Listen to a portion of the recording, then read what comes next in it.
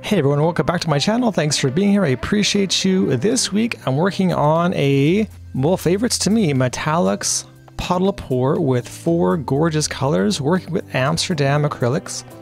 I have the Amsterdam Gold, the Silver, the Copper, and my favorite dark color being Oxide Black, again by Amsterdam, in a really fun puddle pour.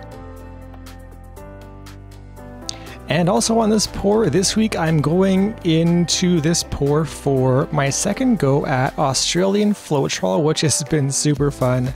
I had a bit of testing this past week on some colors I haven't bothered to show, which is fine. But again, it was more tests for me to see how it reacted to certain colors. And this week I decided to work with black as my swipe color. So I am going into this pour trying to keep my center as light as possible with my gold first and then silver. Again, going with a lighter theme in the middle. We'll throw in some dark later on with some black, but primarily I wanted to keep it as bright as possible, keeping all my primary beautiful lighter colors in the center so as not to tilt them off in the end.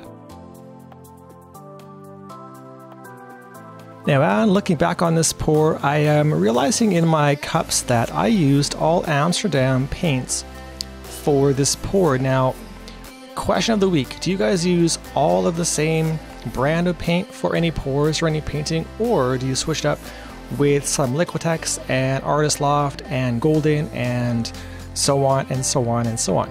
Let me know in the comments below which you guys use and your favorite brands may be. I think Amsterdam is my favorite right now.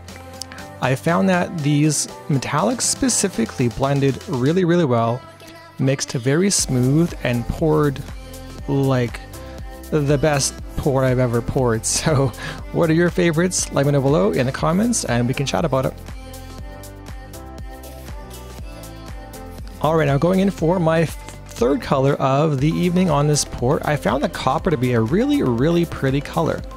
Now I mixed these colors the evening before I did this pour, and I've always found, I guess the day after, I'm always really hesitant on how they may mix and then wind up settling for the sake of consistency.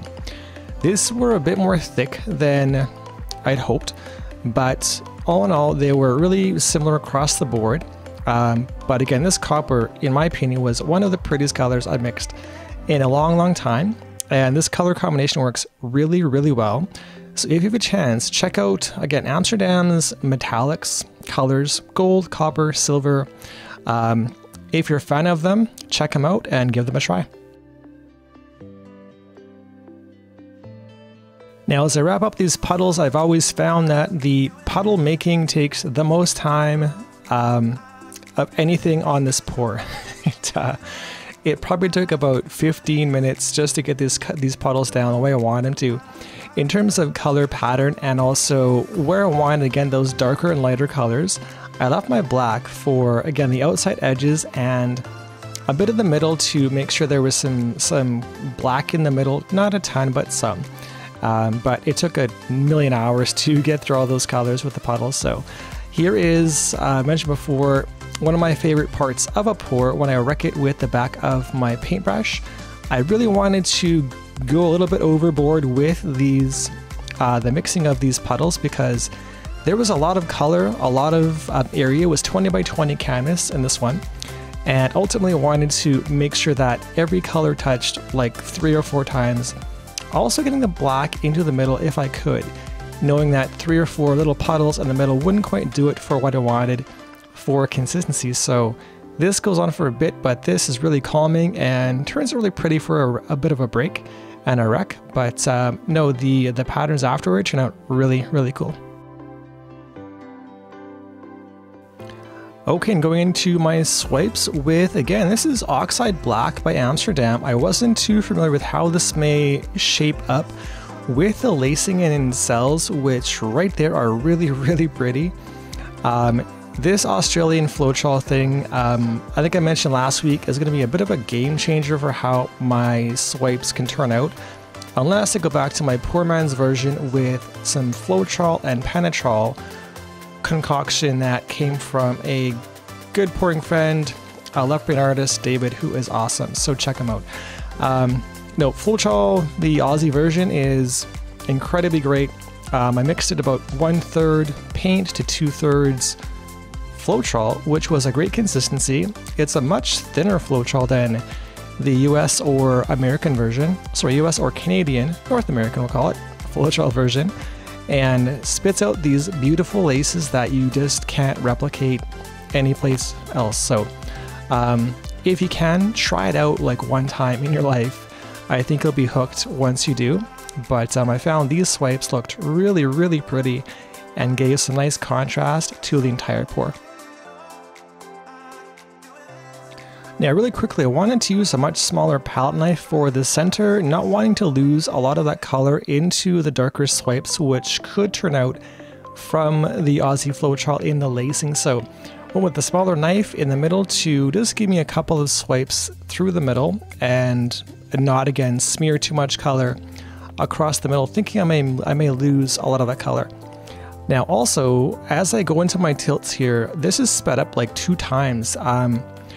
I mentioned before that the paint was actually quite thick, so I had to be really, really slow and meticulous for how quickly or slowly I was gonna tilt this color off the side, because it wasn't moving really quick and I only had so much paint. So I was now out of paint, it's all on the canvas, it's all there. I had one shot to not lose all my paint, so I went very slowly and not quick at all. So I tried to find out where the paint was on the canvas, go really, really slow. My tilts were very controlled, so I didn't lose all of that paint in one go.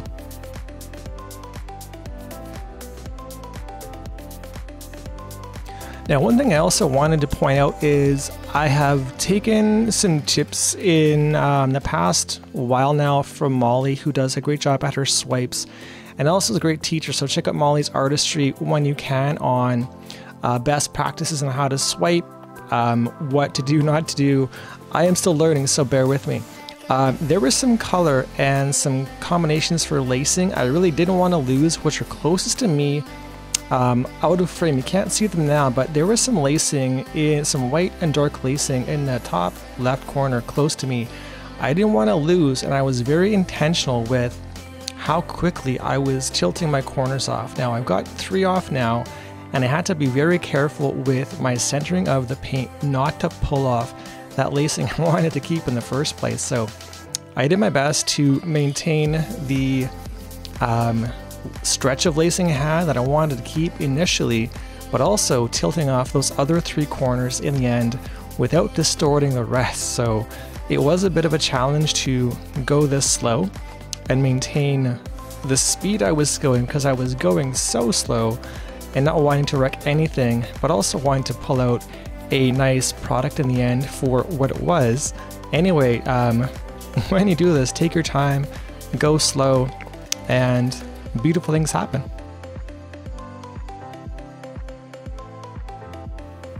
And as I put this down for my last little placement here, I was really happy with how this turned out.